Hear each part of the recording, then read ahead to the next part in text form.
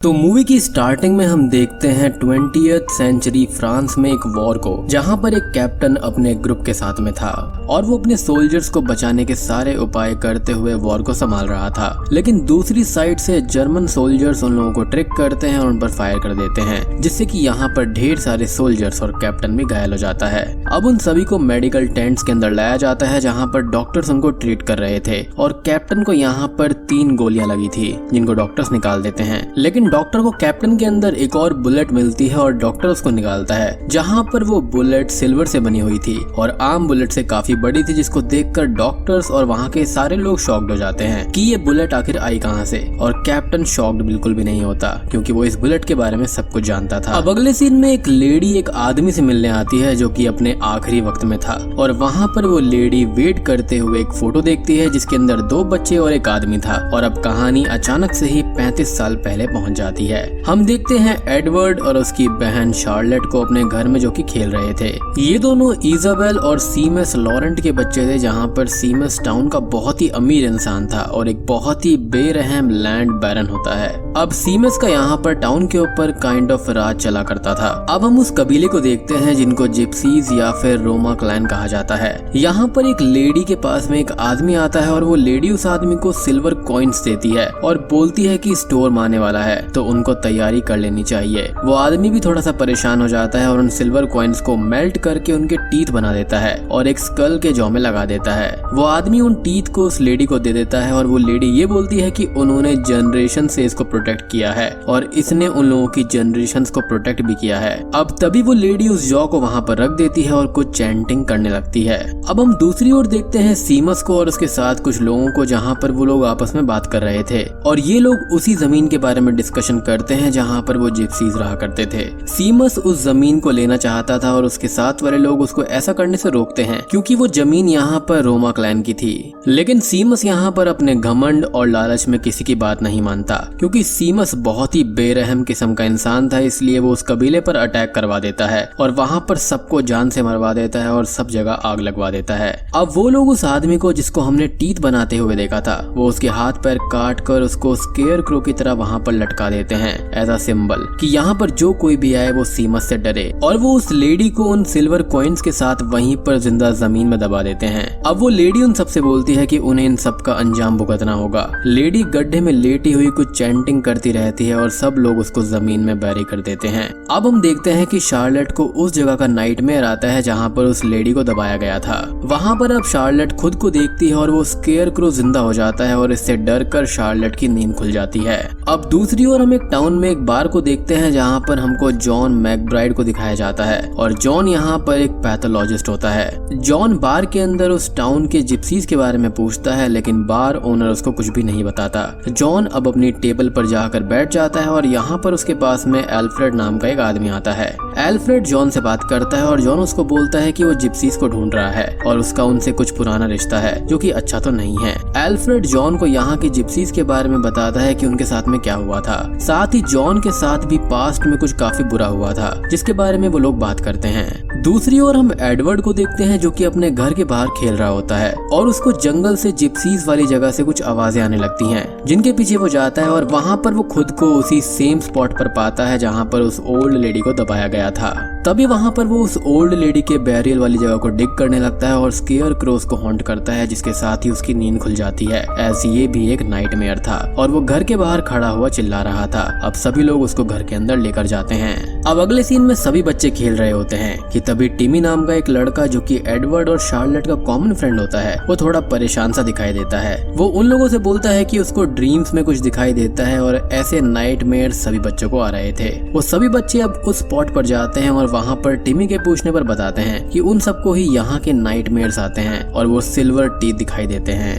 अब तभी टिमी को वहाँ पर डिग करने की इच्छा होने लगती है और वो वही करता है। यहाँ पर एडवर्ड उसको रोकता भी है कि ये खतरनाक हो सकता है, लेकिन टिमी उस ओल्ड लेडी के बॉक्स को निकाल कर उन टीथ को निकाल लेता है और अपने मुंह में लगाकर देखता है, जिससे अब वो थोड़ा सा चेंज हो जाता है और एडवर्ड को बाइट कर लेता है। एडवर्ड की हालत देखकर शार्लेट घर से सबको बुलाती है और एडवर्ड को घर लाया जाता है, जहाँ पर कोई भी बच्चा ये सब नहीं बताता जो कि यहाँ हुआ था। एडवर्ड की तबीयत बहुत ही ज्यादा खराब हो जाती है और एक डॉक्टर को बुलाया जाता है। डॉक्टर एडवर्ड को चेक करके ये बोलते हैं कि उसको किसी वाइल्ड एनिमल ने बाइट किया है और डरने जैसी कोई भी बात नहीं है। रात को शार्लेट को फिर से उसी स्पॉट का नाइटमेयर आता है और वो जाग जाती है, जिसके बाद उसको कुछ आवाजें आती हैं एडवर्ड के रूम से और वो एडवर्ड के रूम में जाकर देखती है तो वहाँ पर एडवर्ड को किसी तरह के टेंटिकल्स ने जकड़ा हुआ था। शार्लेट इस चीज को देखकर डर जाती है और अपने पेरेंट्स को बुलाने जाती है और वापस आकर वो लोग ये देखते हैं कि एडवर्ड अपने रूम में ही नहीं है। अब सभी लोग एडवर्ड को सारी जगह पर ढूंढते हैं लेकिन एडवर्ड कहीं पर भी नहीं मिलता।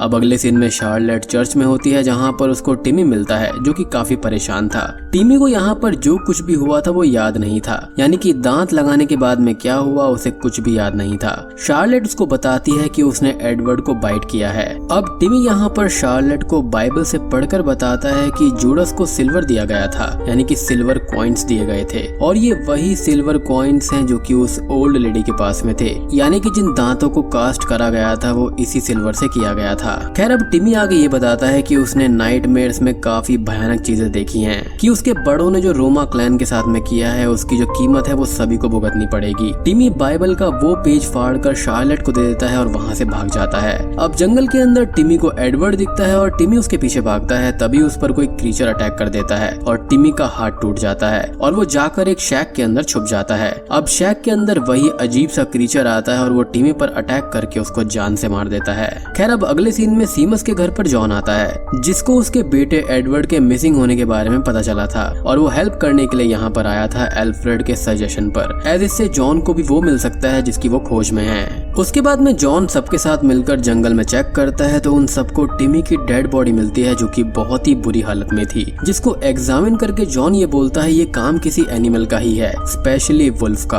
अब जॉन वापस सीमस के घर पर आकर सबको चेक करता है और सभी लोगों से बात कर कर वहाँ का जायजा लेता है। अब रात को जॉन सो रहा होता है जहाँ पर उसको भी वही सब नाइटमेयर्स आते हैं जो कि अभी तक उन बच्चों को आया करते थे और वो इन ड्रीम से थोड़ा सा परेशान हो जाता है। जॉन अब रात में बाहर जाता है जहाँ पर उसको कुछ आवाजें आ रही थी और वो बाहर जाकर देखता है तो वहाँ पर कुछ भी नहीं था, लेकिन जॉन को एडवर्ड के पुराने ब्लड के स्पॉट्स मिलते हैं जिनको वो एग्जामिन करने लगता है। जॉन उसको चेक करता है और अपने ब्लड से मैच करने लगता है तो उसका ब्लड और एडवर्ड का ब्लड पूरी तरह से अलग था, जो कि होना नहीं चाहिए था क्योंकि ह्यूमन ब्लड का जो स्ट्रक्चर होता है वो सभी का सेम होता है, लेकिन यहाँ पर ऐसा बिल्कुल भी नहीं था। खैर अगले सीन में सीमस जॉन को टाउन के बाकी के हायर लोगों से इंट्रोड्यूस करवाता है और बताता है कि जॉन उनकी हेल्प करने आया है।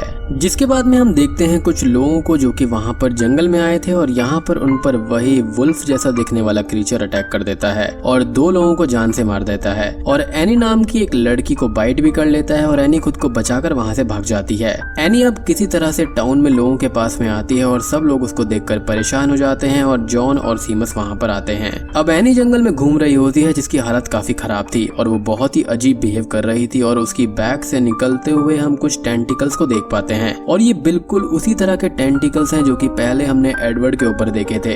एनी अब एक रिवर के अंदर गिर जाती है और पानी में डूब जाती है जहाँ पर उसको वो टेंटिकल्स पूरी तरह से कवर कर लेते हैं। अब जॉन घर पर बैठा हुआ था जहाँ पर उसके पास में इजाबेल आती है और वो जॉन से बात करने लगती है जहाँ पर जॉन उसको अपनी फैमिली के बारे में बताता है कि उसकी फैमिली के अंदर उसकी वाइफ और बेटी थी जिसको एक वुल्फ ने मार दिया था और वो वुल्फ एक प्लेग लेकर आया था। अब इजाबेल जॉन को सच बताने लगती है जो सीमस ने जिप्सीज के साथ में किया था, लेकिन सीमस वहाँ पर आकर उनको बात करने से रोक लेता है। यानी कि यहाँ पर जो कुछ भी हो रहा था वो सीमस की वजह से था, जिसका डायरेक्ट लिंक यहाँ पर रोमा क्लैन से था, स्पेशली उन सिल्वर फैंग्स यानी कि सिल्वर टीथ से। खैर जॉन जंगल में ट्रैप्स लगाने जाता है और उसको यहाँ पर अपनी वाइफ और बेटी के डेथ के नाइटमेयर आते हैं। अब वहाँ पर वो क्रीचर आ जाता है और जॉन पर अटैक करता है, जिससे जॉन खुद को बचाता है और उस क्रीचर को ट्रैप में फंसाकर घायल कर देता है और गोली मारता है। जॉन उस क्रीचर की बॉडी को सबके पास में लाता है और वो उस क्रीचर के पेट को काटता है, जिसके अंदर से एनी बाहर आती है और वो बहुत ही अग्रेसिव थी और बहुत चिल्ला रही थी, जिससे कि वो लोग उसको शूट करके जान से मार देते हैं। जॉन अब सीमस से बोलता है कि इजाबेल को सब कुछ सच नहीं पता है और वो लेडी कौन है जिसको बरी किया गया था, जिस पर सीमस कुछ नहीं बोलता।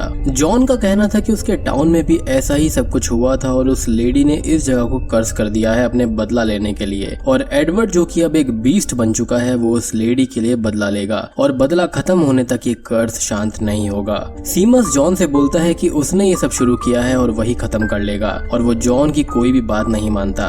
खैर अगले सीन में सीमस आसपास टाउन के सभी लोगों को चर्च में छोड़ देता है उनकी सेफ्टी के लिए और अपनी एक टीम बनाकर सब जगह उस बीस्ट को ढूंढने लगता है। अब घर पर जॉन शार्लेट से बात करता है और बताता है कि टिमी के पास से बाइबल का एक पेज मिला था जिस पर प्रॉफेट इज़ीकियल ने ये लिखा था कि सिल्वर को भट्टी में कोई भी मेल्ट करता है तो वो खुद को मेल्ट करता है और गॉड की शक्ति उसको मिलती है। जॉन अब जोर देकर शार्लेट से पूछता है कि असल में हुआ क्या था और वो जॉन को सब कुछ बता देती है जो कि उस दिन हुआ था और बाइबल में लिखी बात भी बताती है जैसा कि टिमी ने बताया था। अब यहाँ पर हमको ये पता चलता है कि जो सिल्वर उस टीथ में लगी हुई थी ये वही सिल्वर है जिसका जिक्र बाइबल में हुआ था, यानी कि वही 30 चांदी के सिक्के। और उसी लेडी ने इस कर्ज को शुरू किया था, यानी कि उसके हाथ में यहाँ पर गॉड की ताकत थी। उसने यहाँ पर कुछ चांदी के सिक्कों को भट्टी में पिघलाया और उसके बाद में उससे वुल्फ वाले दांत बनवाए। अब इन दांतों के जरिए जिस किसी को भी बाइट किया जाएगा वहाँ पर एक काइंड ऑफ इन्फेक्शन फैल जाएगा जिसके जरिए एक बीस्ट यानी कि गॉड की जो रैथ है वो अनलीश हो जाएगी उन लोगों पर जो कि गलत काम करते हैं, जैसा कि यहाँ पर सीमस ने किया था।